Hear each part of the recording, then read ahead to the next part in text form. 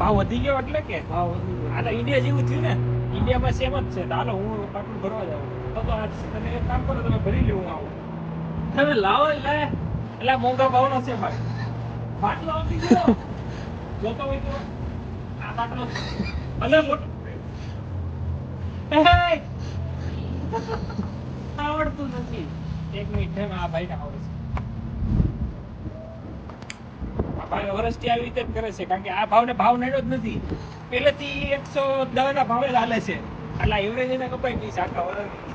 આઈને આમ તમે દોઢ કલાક લાઈનમાં ઉભા રહ્યો ને, આજે આ કઈ લાઈનમાં ઉભું જ નહીં રહેવાનું. આ ડબલું લઈ આવવાનું, સસ્તામાં સસ્તા ભાવે વાળે આવી રીતે ભરવાનું છે.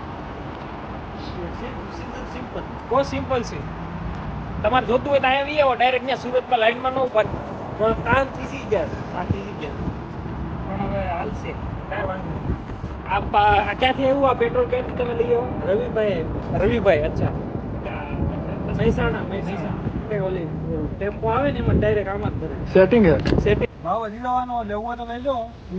કારણ કે $2 થવાનો હોય. એવું છે? હા. હા તો લઈ લઈએ. હા લઈ લો બીજું. આવી જાવ તો કેનાડા.